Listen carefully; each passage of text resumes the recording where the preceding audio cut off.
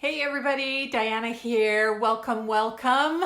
And this live is all about my rant earlier this week about networking and why people go to networking. Hey Stephanie, welcome aboard. Why people go to networking and frickin' waste their time there. So here's the thing. I've been networking for a bazillion years. That's right. And all the mistakes that I'm going to talk about today are ones that I have made, not once, not twice, but multiple times. And so I know how difficult networking can be for many of you.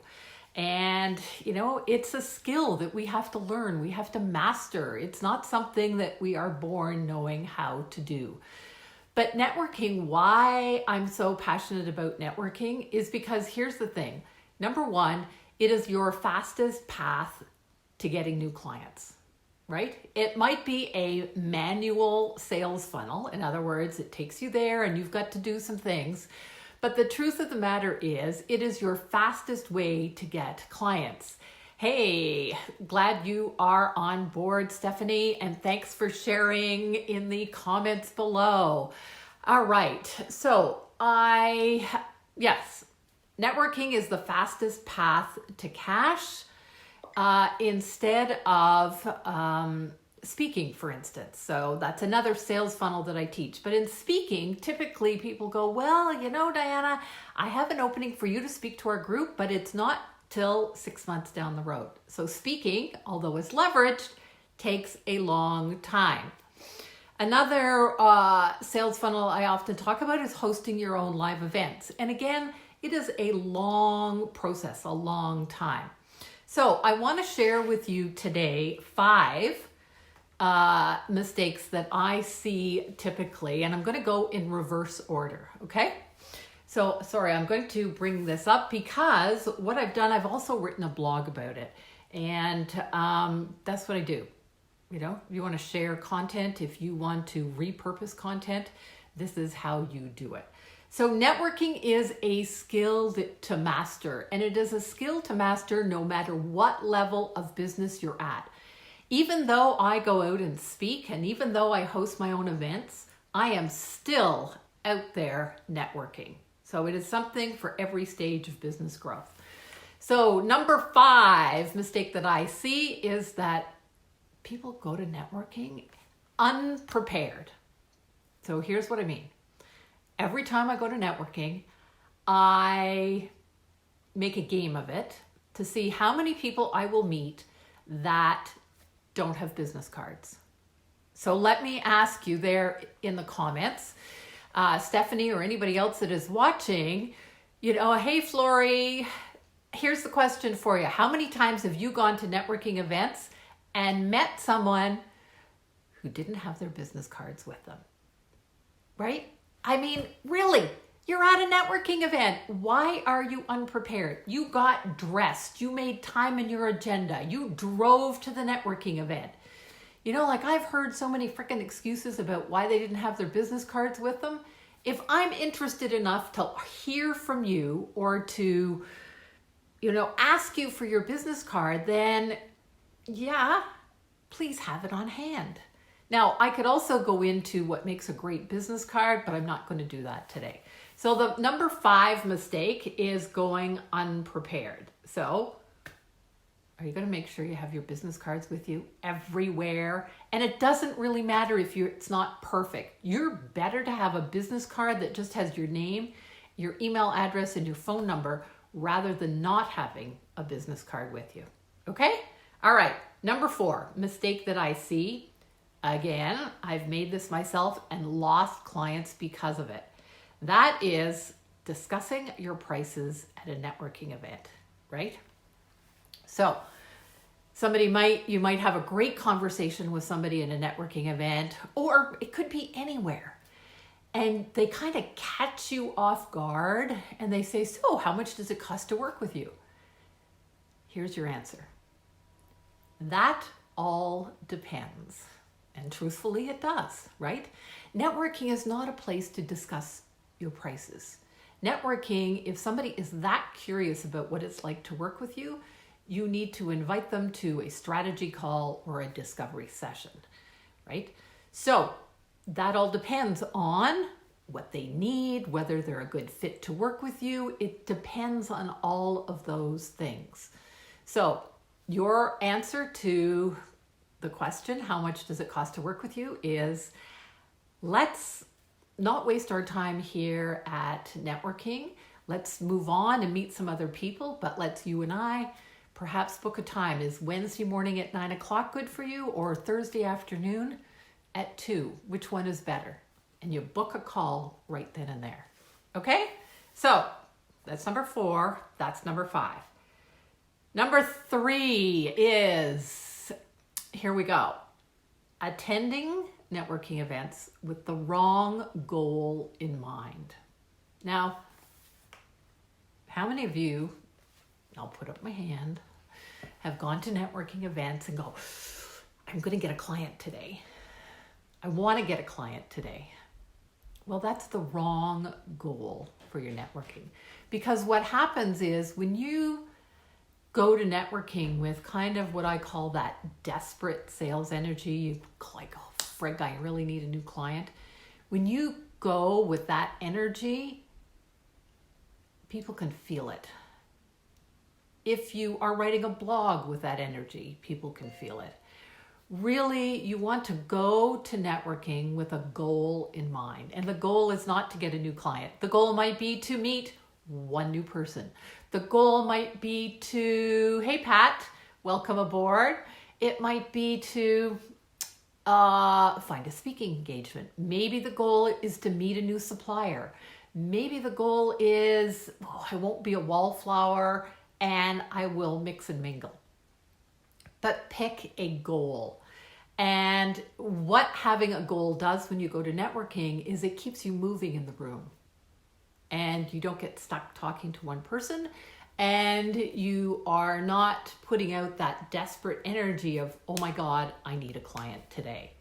Okay? So I hope that's helpful. That was number 3. We have 2 more mistakes that are coming up. Okay?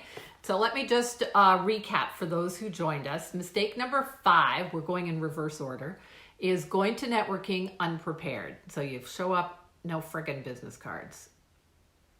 Going to networking and discussing your prices, it's not the place for it. Number 3 is attending networking with the wrong goal. And number two is rambling during your introduction. Now, rambling, what do I mean? Somebody says, so, Pat, Best, what is it that you do? And I'm just using this as an example. I know Pat doesn't do this, but what if Pat said, oh my God, I am a travel agent and I am so passionate about this. I help people book on these flights and I help people with this and I help people with that. And she just goes on and on and on. Now I know Pat wouldn't do that. That's just an example. But rambling like that is sometimes called vomiting, is vomiting on a prospect. Your idea of going to networking is to develop curiosity, is to tell them maybe a client's story, is to tell them about the results that you get. It is not to ramble on and on, because you know what happens when you ramble on and on. Yeah, these people get this glazed over look in their eyes and they just go, oh my God, how can I get away from this person? Okay? So don't ramble on. Have a very concise, as I call it, it might be an infomercial or an introduction that you want to say to people. Okay, so that is mistake number 2. Now, here's the biggie. This is what I saw happening last week. People going to networking and confusing the audience. That's right. Because a confused audience, what? Do you know the answer? A confused audience never buys. That's right. So this is what I saw happen not once, but twice at networking last week. These amazing entrepreneurs, they have amazing businesses, and they got up for their golden moment, that 1 minute of fame. And they talked about having not one business, but 2 businesses. And I went, well, that's great to have 2 businesses, but I don't know which one to refer you. I don't know which one is, really your zone of genius. I don't know what it is that you really do, right? So if you have more than one business, pick the one to talk about that you want to grow. Don't confuse people by mentioning several different businesses. And the thing is, those people listening to your golden moment, they want to know how they can refer you. They want to know, what's that little thing that you can be memorable. They want to know how to repeat and introduce you to other people. It's really, really important that you have and you position yourself as the go-to expert in your field, right? If you and I are buying something, who do we want to buy from? We want to buy from that person that is so experienced, gets such amazing results that they are seen as the go-to expert in their field. That's who we want. So each one of us needs to know how to position our business and our brand, because for most of us, we are our brand. And I call that your expert advantage. How do your prospects see you as the expert? How do they see you as the only obvious choice for them if they have that problem? The only obvious choice. And I call that your expert advantage. So today I have talked about 5 mistakes. And if you would like some help either not making those mistakes, taking your skills to the next level, or if you would like some help discerning your expert advantage so that you in 20 seconds, you got that? 20 seconds can tell people precisely who you work with, what it is you do, and what results you get, right?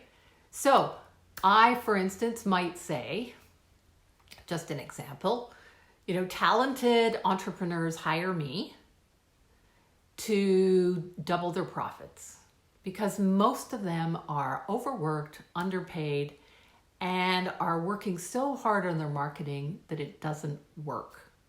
I help them transform their marketing so that it does work, so that they can actually generate the leads that they want and eventually make more money in their business. And as I call it, earn more, work less. Now that's a little longer. And I could go into, if I had a minute, I could share a case study. I could share an example of clients that got those amazing results.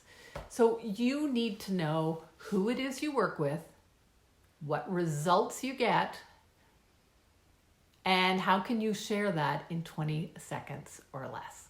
So I hope this has been beneficial to you. The 5 mistakes again. Hey, Cheryl, I'm just going to recap for you. I'm sorry, I was looking at my notes and my computer went blank. So to recap these, the 5 mistakes are: 1, going unprepared; 2, discussing your prices; 3, attending networking with the wrong goal; 4, rambling during your introduction; and the big mistake is confusing your audience because you are unclear about who you work with, what results you get, and why they should choose you.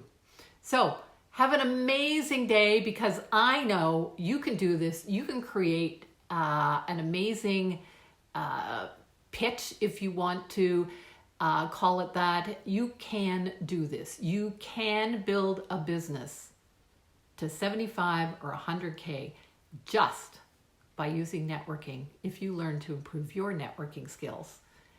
Take care, guys. All right. Sounds great. Thanks so much, everyone, for tuning in. Hey, Terry Ann. I'm just signing off now. Take care for now. Bye.